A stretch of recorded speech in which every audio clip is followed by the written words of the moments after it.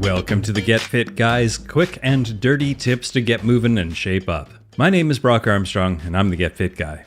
A study titled The Acute Effects of the COVID-19 Pandemic on Physical Activity and Sedentary Behavior in University Students and Employees was recently published in the International Journal of Exercise Science, and it highlighted the need for more daily movement, or what I like to call exercise or movement snacks, now more than ever. Because of the COVID-19 pandemic, most universities across the world transitioned from face-to-face classes to remote learning, closed campuses, and sent their students home. Such changes, coupled with the physical distancing guidelines and various levels of quarantine, have altered social interactions and limited our access to fitness facilities, studios, and gyms.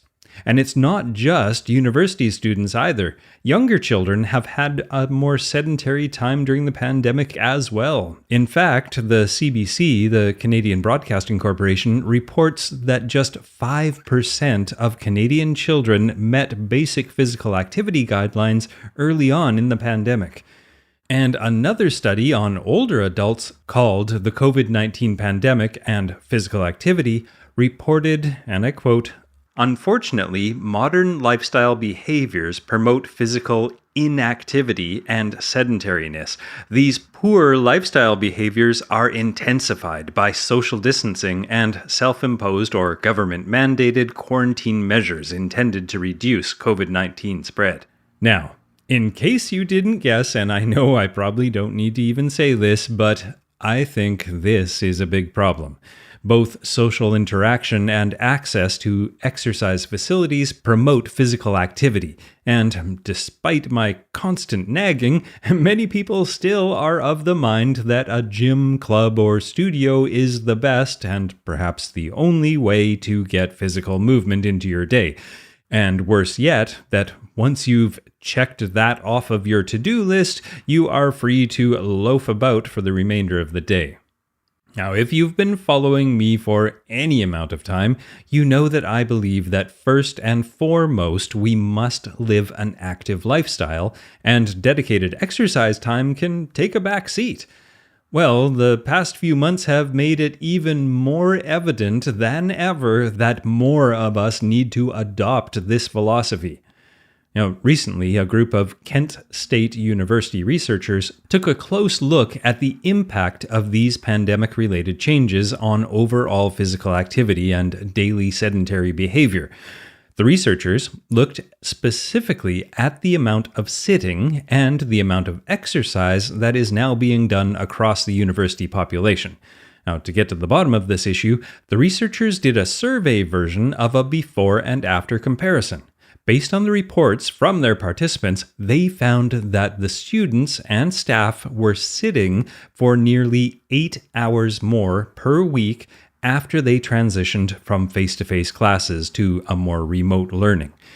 The researchers also looked at changes in other physical activity, with some surprising and somewhat vexing results. And what I mean by that is that the volunteer participants who were not highly active before the pandemic actually increased their overall physical activity after the closure of the campuses. But the participants who were previously very active before the pandemic experienced an overall decrease in their physical activity during the pandemic. Now, if you're like me, you're likely thinking, wait, what? And you wouldn't be wrong to be confused. At first, this seems like a very confusing paradox.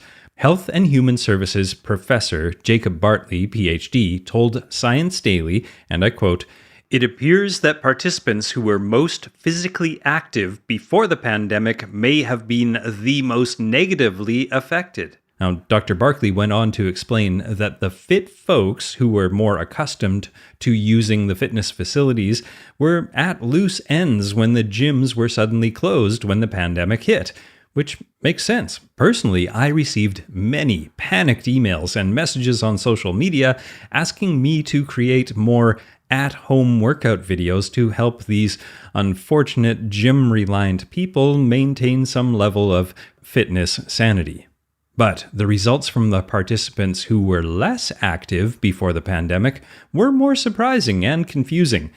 Dr. Barkley and his team speculate that factors like the elimination of the daily commute left these folks with more time in their day for physical activity, and perhaps being cooped up at home all day, every day, actually prompted them to go out and about more often.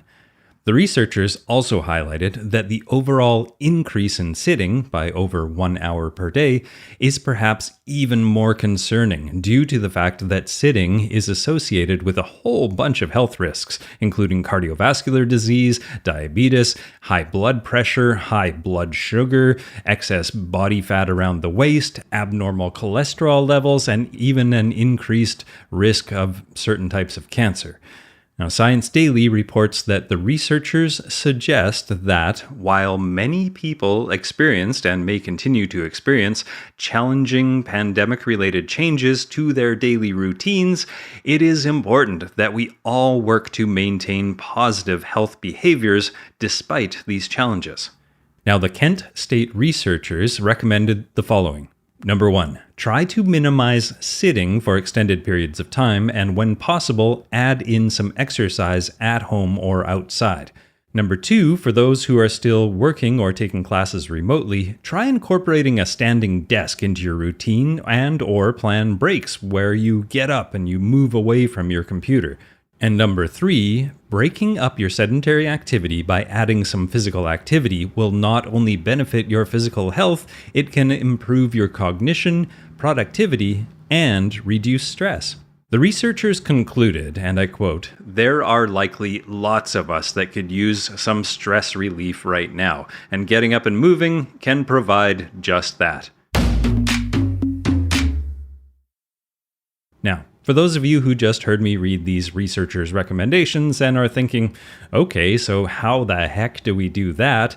Well, here are a few of my favorite movement snacks that you can pepper into your day. Starting with my morning warm-up routine.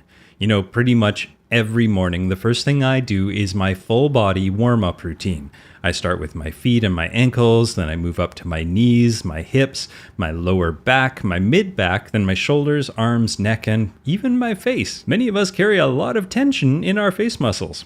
Now, I find that not only does this morning routine help me get ready for my day, but it also helps me set the intention of being an active and mobile person for the remainder of the day. Sort of like a humans in motion, stay in motion kind of idea. And I'll put the video of me demonstrating my morning routine into the show notes over at quickanddirtytips.com/getfitguy. And my next tip is to include some dynamic work areas. And yes, this is not specifically a movement snack, but as we all evolve our home offices into less ramshackle and a more permanent fixture, I want to encourage you to think more dynamically. Yes, I am that guy who got a standing desk way back in 2010, and at first I was super hardcore about it, only sitting down when there was no other choice. But then I realized that swapping one static position, which is sitting still, for another static position, which was standing still, well, that's not quite the answer to the sedentary question that I was trying to solve. So my work life now is spent moving through different locations, different surfaces, levels, and areas of my home and my office.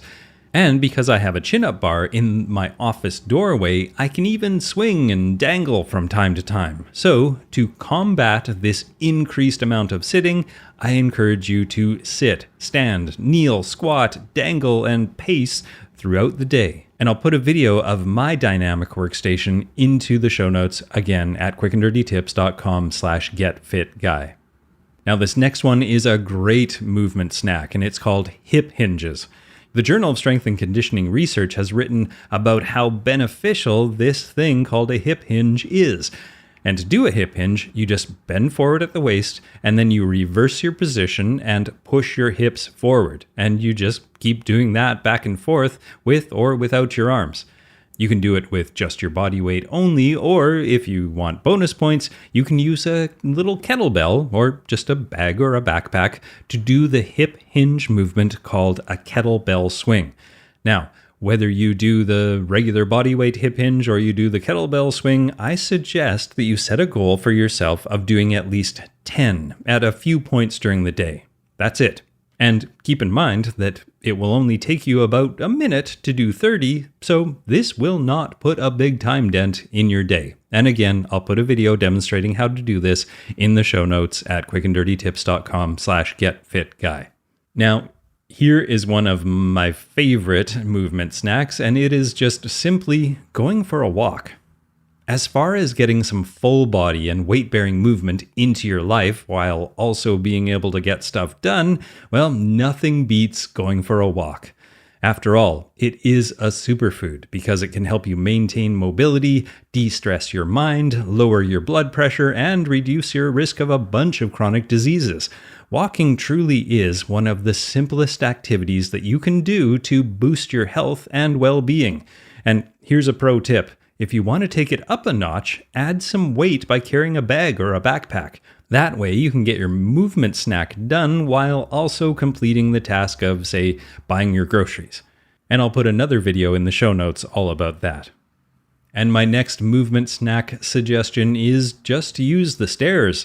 I previously wrote about how the University of Georgia discovered that walking up and down a flight of stairs for about 10 minutes actually gives you a more effective boost of energy than chugging 50 milligrams of caffeine, which is the average amount of caffeine found in a cup of coffee. Not only that, but taking the stairs a few times per day serves as a great movement snack. And here's a pro tip. You can also do a step-up workout where you alternate legs stepping up and down with or without some fancy Fred Astaire moves thrown in. And this can be an excellent alternative if you don't have many stairs nearby or you just want to do something more fun than just doing repeats of your office building's fire escape. And again, I'll put a video in the show notes. And the next thing is the 5 key exercises. The 5 key exercises that I would love to see all of us modern convenience-loving, chair-dwelling, workaday grumblers incorporate into our lives are: number 1, push-ups, number 2, pull-ups, number 3, squats, number 4, planks, and number 5, rotations. Now, for the purpose of using these as a movement snack, you can simply do each one of these 5 exercises to failure. And that's the term for when you just can't do another rep without falling on your face. Or you could set a timer and do 30 seconds of each exercise. Any way you slice it, this is a movement snack that will hit all of your exercise targets. And I'll put a video in the show notes, don't worry. And my next idea to get some movement snacks into your day is to use your TV time as movement time. It doesn't have to be any more complicated than using some double-sided carpet tape to stick your remote control back onto the TV where it belongs. In many ways, I see the invention of the TV remote control as the beginning of the end for healthy movement. Let's face it, we're literally sitting on our butts watching TV and we still can't be bothered to get up and change the channel every 30 or 60 minutes? Come on, we're better than that. Now, also, during your TV time, you can use commercial breaks as a cue to get up and move. We all hate being advertised to anyway, so why not get up and leave the room? And my final piece of advice for TV time is to put a yoga mat or a yoga mat-like rug between you and the TV. That way you can spend some of your time watching TV sitting on the floor, stretching, moving, and getting your body into some underused geometry. This will contribute to your mobility rather than lowering it. And our mobility really is a case of use it or lose it. So let's use TV time to use it. And my final piece of movement snack advice is to use some bedtime stretching. In my podcast episode and article about how bedtime yoga can help you sleep better, I did a deep dive into how beneficial even just some simple stretching before bed can be. And an added bonus is that when you spend 15 or 20 minutes focusing on your body and your breath, well, you're not spending that 15 or 20 minutes focusing on the news, work email, or social media. And as we know, these activities and the devices we view them on have been shown to disrupt your sleep and your overall mood. All right, These are just a few examples, but I hope they have served to spark your creativity so that you can come up with your own specific ways that you can get some movement snacks into your day. Now, just make sure that you don't overcomplicate it, and you will be fine. Remember that consistency beats difficulty every time. Thanks for listening. Get Fit Guy is written, narrated, and produced by me, Brock Armstrong, with editorial support from Karen Hertzberg. Our audience development and marketing coordinator here at Quick and Dirty Tips is Morgan Ratner. Our digital ad operations coordinator is Michelle Margulis. Our digital associate is Emily Miller. And our vice president and fearless leader is Kathy Doyle. Now, if you enjoy this podcast, you may also enjoy a podcast that I do called Change Academy, and I co-host that show with my friend and fellow Quick and Dirty Tips podcaster, Monica Reinagel, also known as the Nutrition Diva. And you can find that show anywhere you find podcasts, or you can go to changeacademypodcast.com. Check that out. I think you'll enjoy it. Now, my name is Brock Armstrong. I'm the Get Fit Guy, asking you, what are you waiting for? Enjoy some movement snacks.